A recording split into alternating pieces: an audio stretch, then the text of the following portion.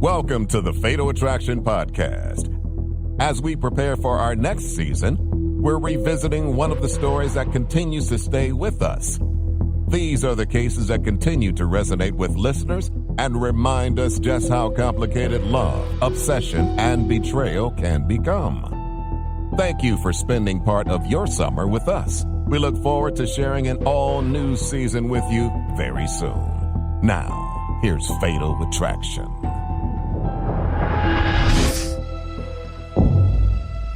The sudden disappearance of a mother of 5 has raised suspicions. Could her lover be withholding crucial information? Detectives relentlessly pursue every lead, unraveling a web of lies and deceit to uncover the truth. What happened to 33-year-old Marion Fye? What happens when love becomes fatal? This is the Fatal Attraction Podcast with Never to Return.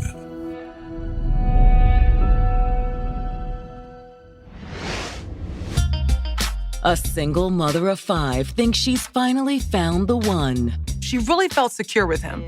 He really embraced the role of father figure. They are getting pretty serious. But then she vanishes. She walks down the street to the club. She never returned back home. As a dark secret come back to haunt her. She kept going back into this dark place. She had disappeared on her own. Or will a chilling discovery reveal that the truth is far more sinister? Upstairs in the bedroom, they discovered blood. Could she be dead? At this point, we don't know where the body could be. Proving a murder case without a dead body is almost impossible. So what happened to the body? I think we're gonna find the body.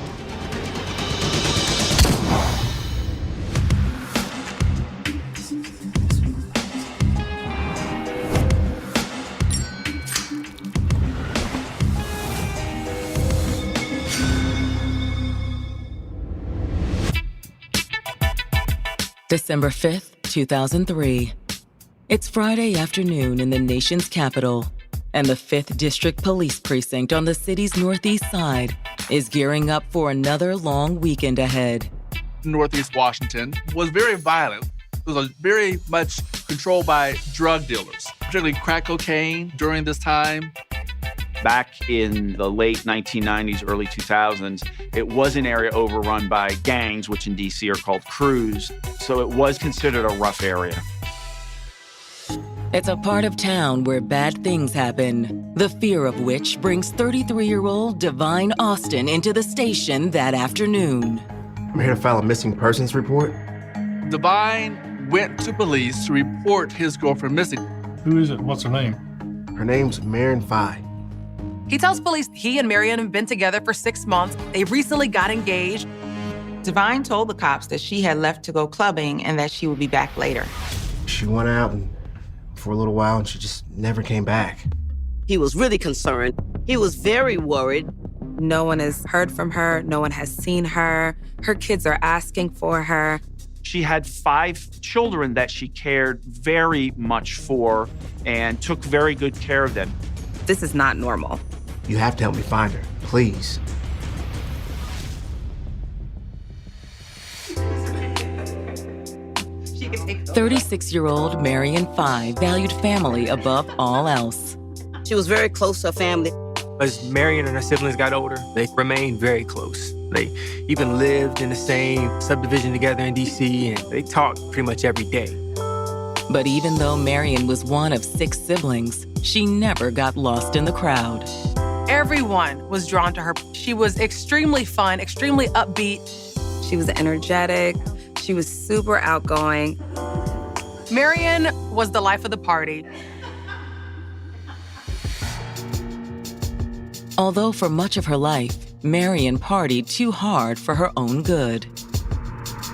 She had been a drug addict. During the crack epidemic in the 80s and 90s, drugs were pretty much everywhere in D.C. At times, Marion would disappear on a drug binge or an alcohol binge, partying with friends. And Marion's partying lifestyle took a toll on her romantic relationships for many years. Her first relationship crumbled, and she found herself a single mother. It was very difficult for Marion, trying to struggle, be a single parent, hold it all together at the same time while she's looking for love. Her next boyfriend went by the name of Mark Hill. They hit it off when they met each other. Finally, in a stable and loving relationship, Marion was able to put her partying days behind her. Since she had cleaned up, they have 3 kids together, and she really felt like she found her soulmate. But after 15 years together, their relationship fell apart. This was really rough for her. She kept going back into this dark place with the drinking and the drugging. After a third failed relationship and pregnant with her 5th child, Marion found the determination to turn her life around. She knew she had to pick herself up. She started taking paralegal courses to further her education. She also kicked her drug habit, this time for good. She cleaned up her act. She was moving forward. Most of all, she focused on being a mother. She tried to really be a part of everything that was going on with her children. She wouldn't do it alone either. In the summer of 2003, Marion's brother introduced her to his friend, Divine Austin. When Marion first saw him, she thought he was very attractive. He was tall, he was built. Divine was a smooth talker, extremely charming. He definitely swept Marion off her feet. Over the next few weeks, as Marion got to know Divine, their connection grew. He was raised in a traditional family, a religious family. He grew up in North Carolina, but wanted a better life in a bigger city. So he moved up to D.C. He just wants to expand his horizons. He wants more for himself. Before long, Marion and her new man were inseparable. You didn't see Marion without Divine. You didn't see Divine without Marion. She had someone who loved her, someone she loved. Divine was equally as devoted to her children. Divine right away jumps into being a father figure. He really took to Marion's children. The children liked Divine. He seemed to be acting in a parental role towards them. He was, kind of strict and kind of a no-nonsense, old-school kind of guy. They saw him as a role model. They really cared for him. And Marion really liked that. Here was somebody now with her children who can help her out. Marion really feels like this is the one. He was her soulmate, and she's ready to settle down. And it was soon obvious that Divine felt the same. As the relationship went on, he proposed, and they decided that they were going to get married. But now, 6 months into their engagement, Marion has mysteriously disappeared. When was the last time you saw her? Friday night. Divine tells the police he hasn't seen his fiancée in a full week, and he's starting to get concerned. I was afraid something like this might happen. What do you mean? He tells detectives that Marion has had a history with drugs and alcohol. Sometimes in the past, she would drink and then disappear. However, he says that since they've been engaged, that has not been a thing. But Friday, she started talking about going out. He says Marion talked about her wanting to go out and go drinking with her friends, and he wasn't too excited about the whole idea of her doing that, but he trusts her. But was Divine's trust in Marion a mistake? He gave police officers the name of the club, and they'd go to the club to check this out. They showed a photo, and no one could say that she was even there. If she had lied about going to the club, what else could she have been lying about?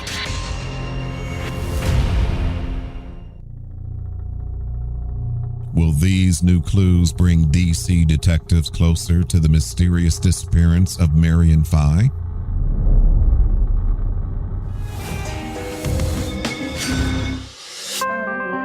After overcoming her addictions, it appeared that single mom, Marion Fye, had a promising future ahead with fiancé Divine Austin. She really felt like she found her soulmate. He stepped up to the plate, helped her raise the children, and he was a great father figure.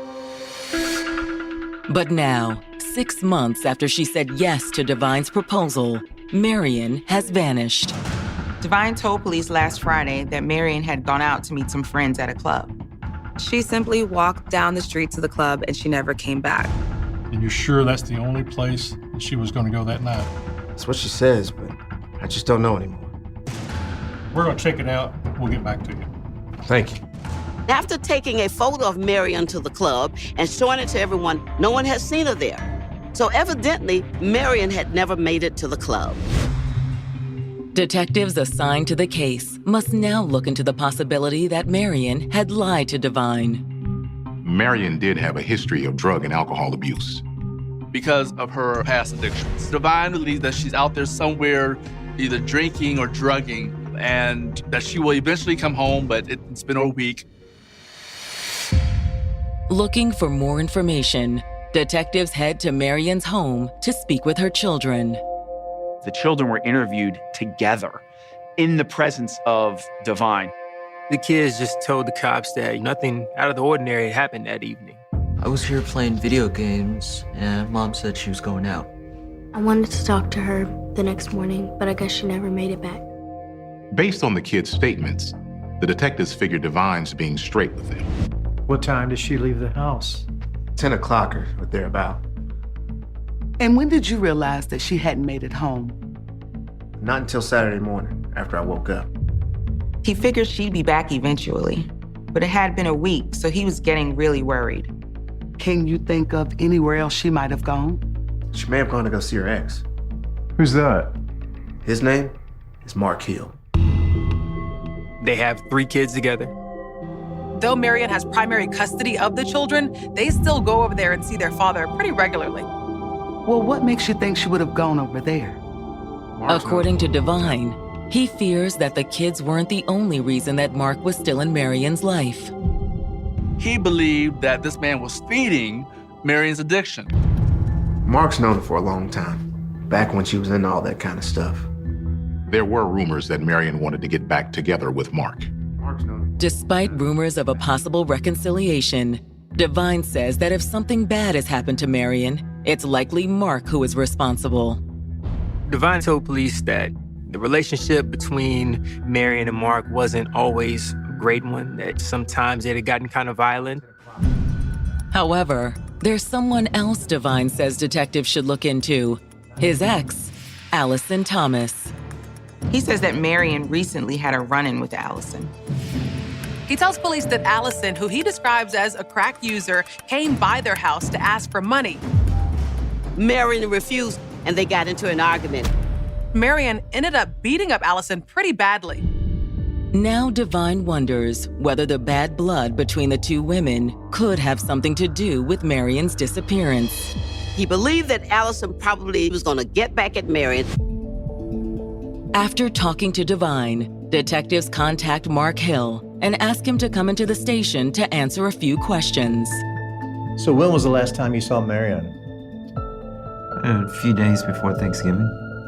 And when did you learn that she was missing?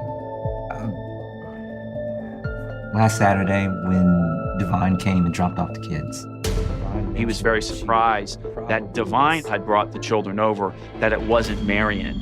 Divine said that she was probably sleeping off a hangover, but that didn't sound right to me. Mark tells the police that in the past, Marion did have an issue with alcohol, but she had gotten under control and that hadn't been a thing in years. Divine had also accused Mark of smoking crack with Marion, but he vehemently denied this. In turn, Mark also has a few things to say about Divine. What Mark Hill said about Divine was that initially he actually liked him. He thought he was a good influence on the children, but he did notice that as time went on, he felt that Marion was getting much quieter and was cowed by Divine, which was not really her personality generally. Mark tells the police that Divine and Marion were always at it. They always were arguing. But is that true? Or is Mark just trying to point the finger back at Divine? Where were you last Friday night? Home. Watching TV. He has this weak alibi, though, so they're not exactly ready to scratch him off the list yet.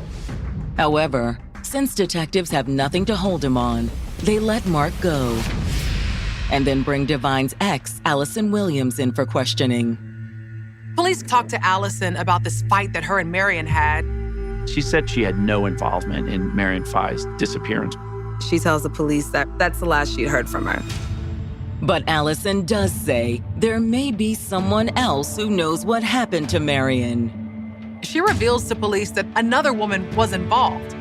She says it's Michelle Parker, who lives down the street. Apparently, Michelle and Divine recently started hooking up. Will these new clues bring DC detectives closer to the mysterious disappearance of Marion Fye?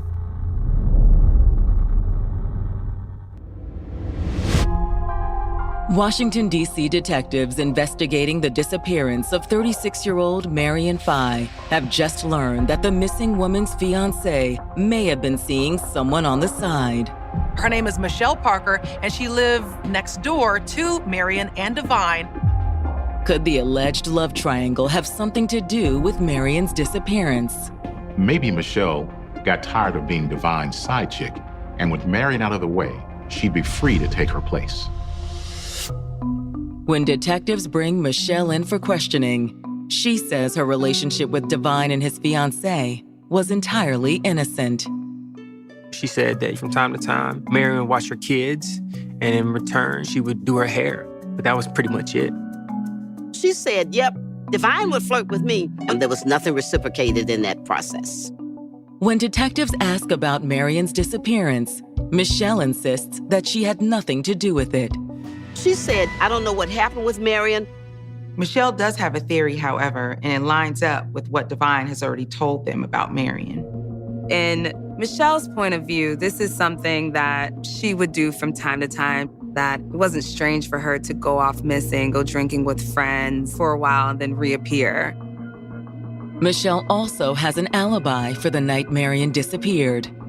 When police asked Michelle what she was doing Friday night, she says she was just hanging out with friends.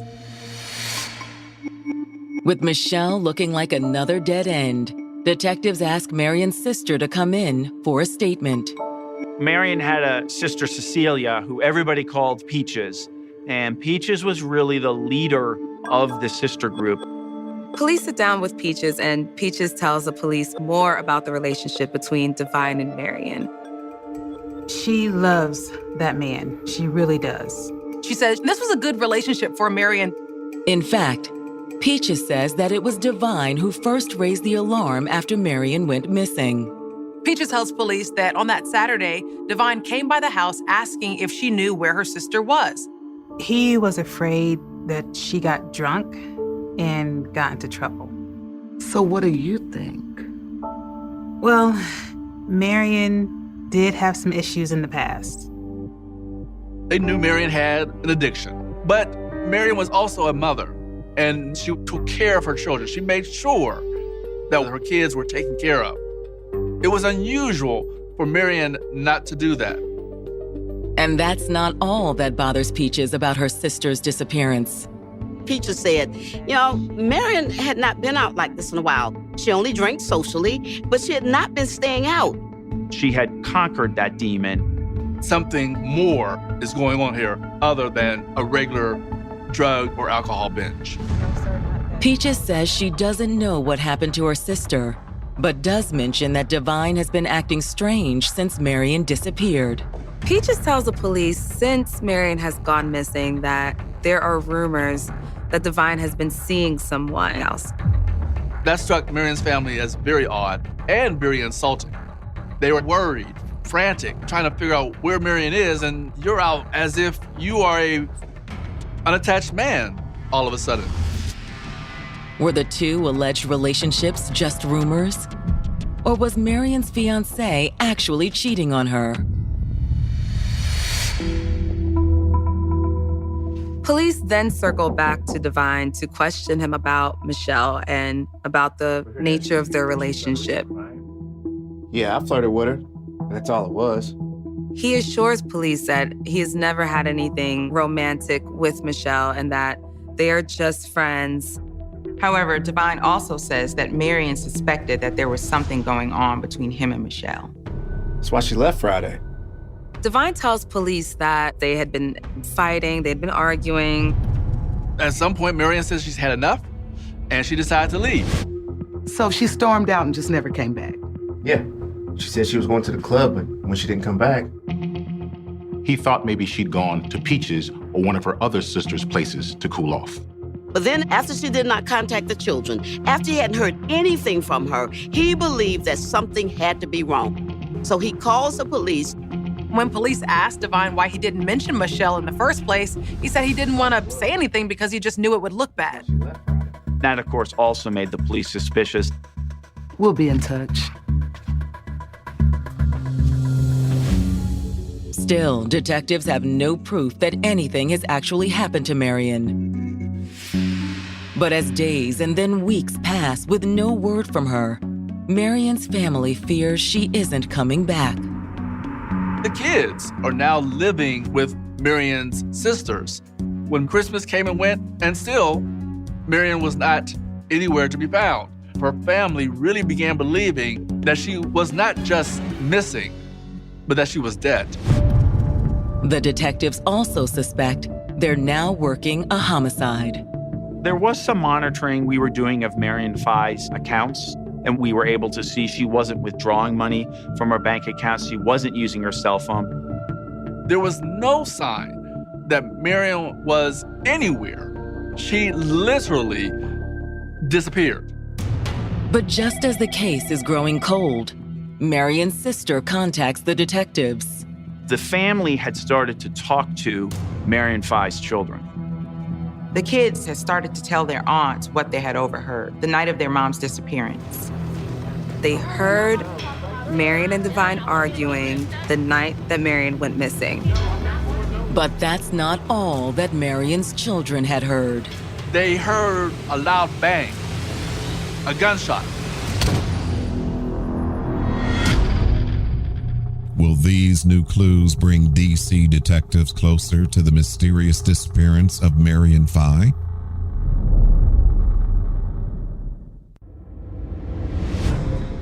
More than a month after Marion Fi disappeared from her Washington, D.C. home, her sister has contacted police with a jaw-dropping accusation. Marion's kids heard what possibly could have been Marion being murdered. The police are kind of skeptical because they had already gone over to the house. They had interviewed the kids. When they were interviewed the first time, they basically said, "We don't know what happened to our mother." But now detectives wonder, had Marion's children been too afraid to tell the truth the first time? The children were interviewed in the presence of Divine. If he hurt their mom and killed her or did something to her, what would he do to them? He was an intimidating figure to these children. Initially, they saw him as kind of a father figure, but then as time went on, he became harsher to them. They were very afraid of Divine. And when Divine told detectives that nothing unusual happened, that Marion up and walked out the home on her own, the kids agreed. During the call with Peaches, detectives ask her to bring Marion's two oldest children in for an interview, this time without Divine. Okay, you guys, listen, just tell them exactly what you told me, okay? The homicide detective was then able to start getting the true story, which was the story that the children were telling their relatives, not what they told the police the first time. Marion's daughter says that she was down in the basement playing video games and she heard a loud bang. She heads upstairs to find Divine, basically telling her that, everything's fine. Just go back downstairs. What was that noise? It was nothing. Marion's son tells police that he heard arguing between Marion and Divine downstairs, and then he heard what he thought was a gunshot. When he came downstairs to see what it was, he said he saw Divine holding what appeared to be a gun. Go back to your room. Just go to bed. They're very scared. None of them see their mother at that point.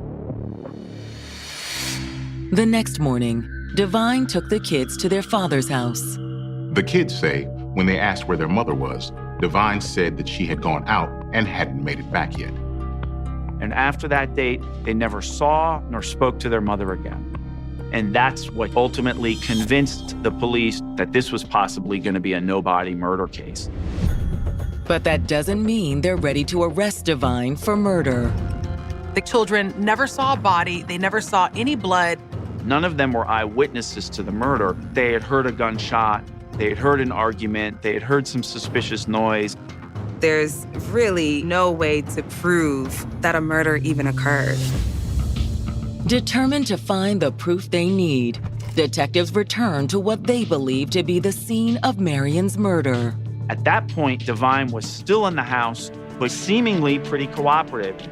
The detective asked them if they could do a consent search on the house, and Divine agreed. While the CSI team goes to work, detectives pull Divine aside for a few questions. The kids said they heard a gunshot the night Marion disappeared. That's crazy. He said that he and Marion did have an argument that night. He says after she stormed out of the house, he was angry, so he crashed down into a chair. And when he did that, the chair broke. He said that's what the kids heard at the time. But he insisted that Marion was not shot, that no one was shot.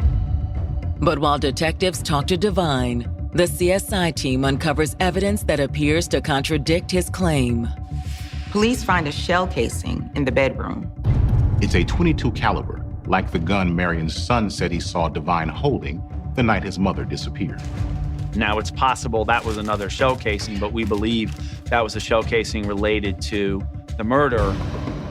Detectives also locate other evidence, suggesting that Marion didn't leave the house alive. When they went back in the house, her cell phone was there, her purse was there.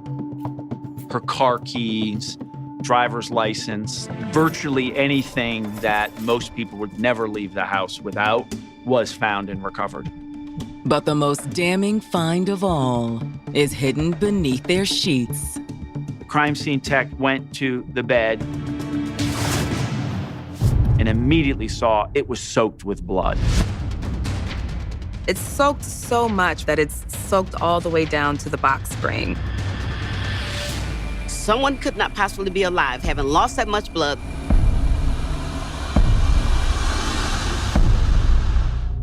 Will these new clues bring DC detectives closer to the mysterious disappearance of Marion Fye? Detectives investigating the disappearance of 36-year-old Marion Fye have just made a chilling discovery in the Washington, D.C. townhouse she shares with fiancé Divine Austin. When they go upstairs, here they find a mattress with a lot of blood. We knew at that point we really have to figure out what is going on. However, detectives still don't arrest Divine. We'll be in touch. They have no way of proving without a doubt that the blood is Marion's. We didn't have any DNA from Marion Fye. So police get a DNA sample from Marion's mother to compare with the blood that was found on the mattress. It's not 100%, but that could determine if the blood on the mattress came from someone related to Marion's mom. While waiting for the test results, the detectives keep Divine under surveillance. And it's not long before they spot something suspicious. They find that he's driving a car that he had never driven before. It's registered to a woman by the name of Brianna Ellis. If Divine is driving Brianna's car, this leads police to believe maybe Brianna had something to do with Marion's disappearance. Digging deeper into the DMV records reveals something else. Something that has detectives scratching their heads. They find something strange with this car. It had recently been in a wreck with a car that belonged to Marion Fye. They also see that Marion filed a claim with her insurance company and even signed for a check. The date of the claim was December 3rd, 2 days after Marion disappeared. How in the world was she involved in an accident and getting a check from the insurance company after she was missing? Could Marion still be alive? Detectives contact her insurance company and soon find the answer. Police look at Marion's signature and they look at the signature on the insurance claim. They definitely don't match.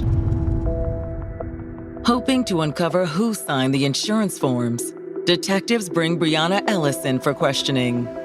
We believed she was at the very least involved in this insurance scam, and maybe she did have some involvement in the disappearance.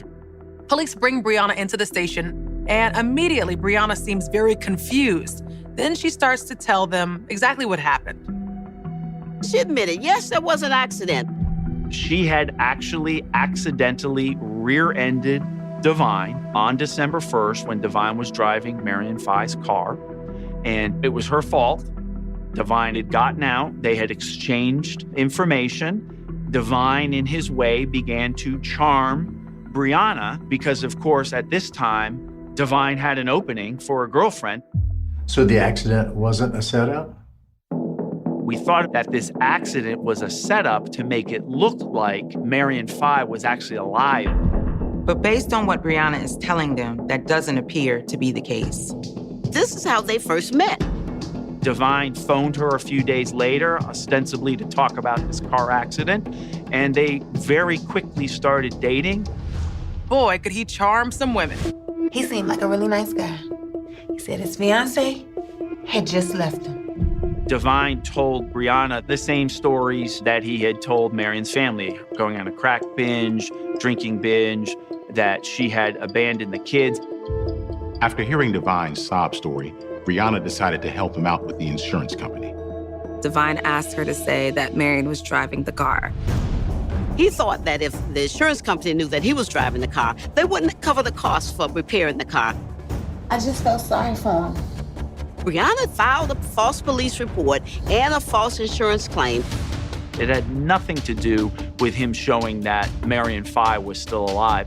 He had done it because he realized he could get $400 or $500 from this two-bit rear-end accident, and that's the only reason why he did it. He's not a criminal mastermind.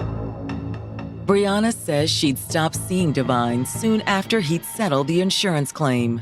She pretty quickly kicked him to the curb and ended the relationship. So when we spoke to her, she was not only fully cooperative, she was quite embarrassed by how naive she had been and how she really felt she had been played by Divine. I had no idea. I swear. She was horrified with what we had told her had happened to Marion Fye. She was horrified to think that she had actually dated someone who was involved in this. Thank you so much for coming in. You're free to go. When detectives look into Brianna's story, it appears to check out. She had absolutely nothing to do with Marion Fye's disappearance or murder. But can detectives even prove that Marion was murdered? When the DNA results return on the blood from Marion's bed, they get one step closer. We weren't able to obtain her DNA. So what we had to do instead was obtain the DNA from Marion Fye's mother. And of course, each of the sisters told us they had not bled in that bed. They never slept in that bed. At this point, everyone knows Divine did it, but it's gonna be an uphill battle trying to prove this because they still don't have a body. And prosecuting a case without a body was extremely hard. They can say we have a murder case, but jurors could be a little skeptic. Well, how do we know this person is actually dead? And how do we know this person was actually murdered? It's very challenging. Before moving forward with murder charges, detectives and prosecutors comb back over the case, looking for anything they may have missed.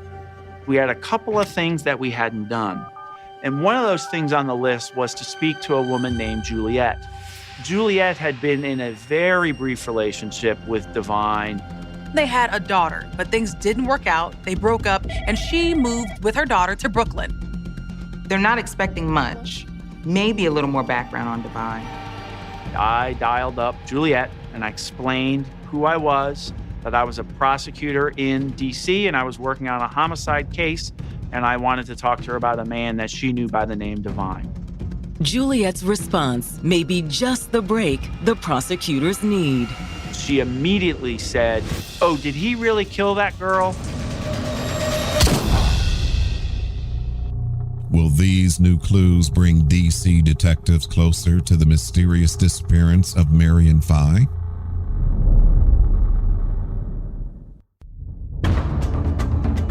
when prosecutors building the murder case against 33-year-old Divine Austin reach out to his ex-girlfriend, Juliet Marshall, they learn far more than expected.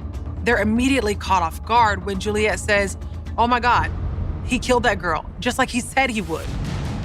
My jaw dropped to the floor. I immediately said, "Hold on," put the phone on speakerphone and said, "You gotta hear this." As detectives gather around the phone, Juliet tells them that she'd last spoken with Divine a little before Thanksgiving. That means that the call occurred a few days before investigators believe that Divine murdered his fiancée, Marion 5. Juliet says she thought Divine was calling to check up on their daughter, but that wasn't the case. Divine had called her on her cell phone, as he had done occasionally, because they had contact about their daughter. And he said, "Hey, Juliet, I'm in a relationship with this woman, and she doesn't know that I'm someone who should not be screwed with.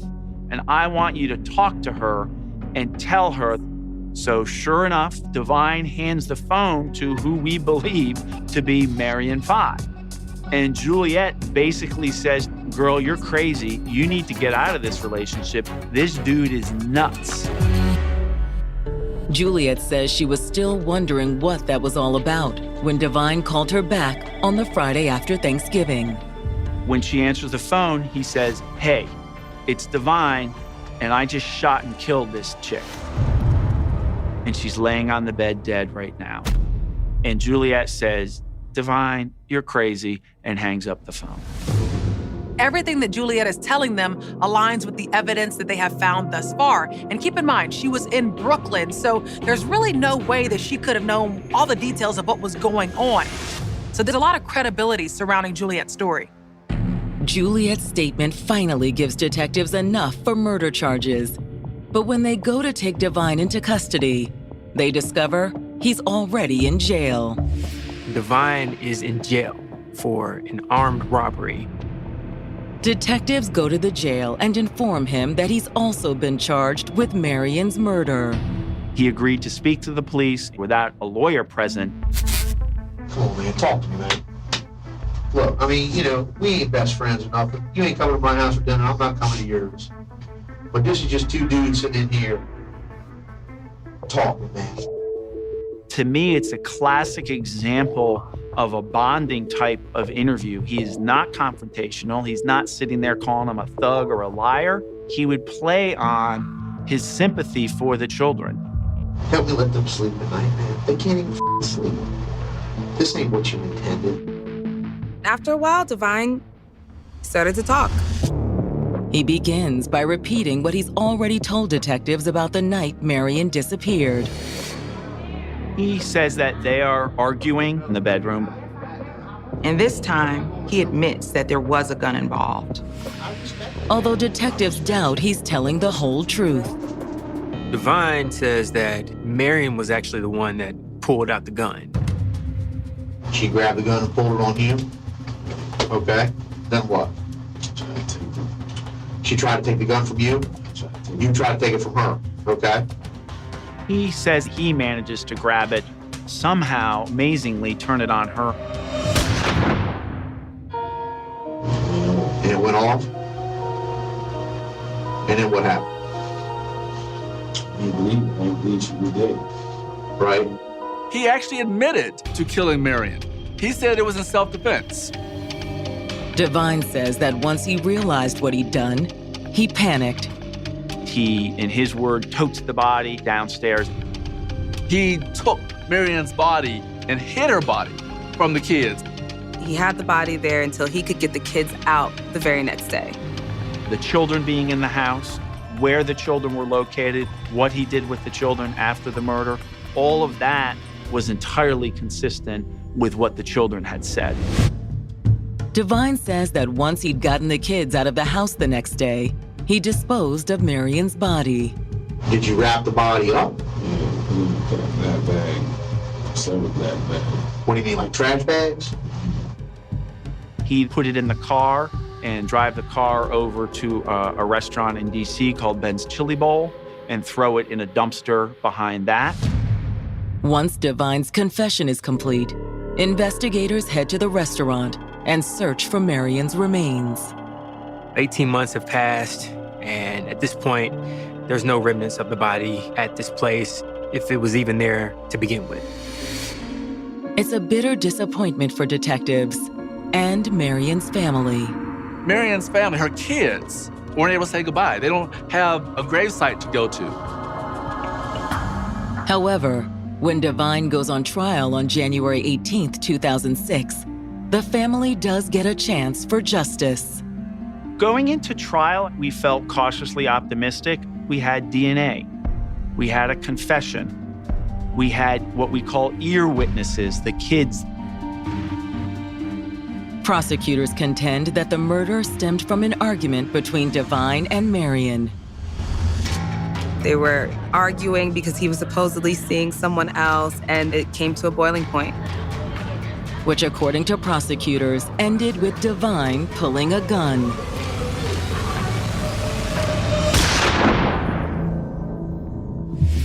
He was fed up with her for whatever reason, and he just shot and killed her. I think that is the best, most logical scenario of what actually happened. When it's the defense's turn, they hammer on the one weakness in the prosecution's case. Divine's attorneys didn't even address Divine's words. Instead, they argued there's no body. So how can you be so sure that this woman is in fact dead? Juries want to know that a murder actually occurred. They need to see a body. When the jury makes its decision, it all comes down to whether the lack of a body will be enough to raise reasonable doubt. The jury came back and said guilty on second-degree murder. There wasn't a whole lot of evidence of premeditation, which is what you would have needed for the first-degree murder charge. The judge sentences Divine to life in prison, with the possibility of parole in 42 years. We did ask for life without possibility of parole. Ultimately, the judge in the case did not agree. But no amount of time served can give Marion's 5 children their mother back. To me, that's just the worst, most tragic part of this case. Marion's enthusiasm for life, her determination, and kindness will always be remembered by her children, family, and friends. She will continue to thrive in the hearts of her loved ones. Coming up on the next episode of the Fatal Attraction Podcast.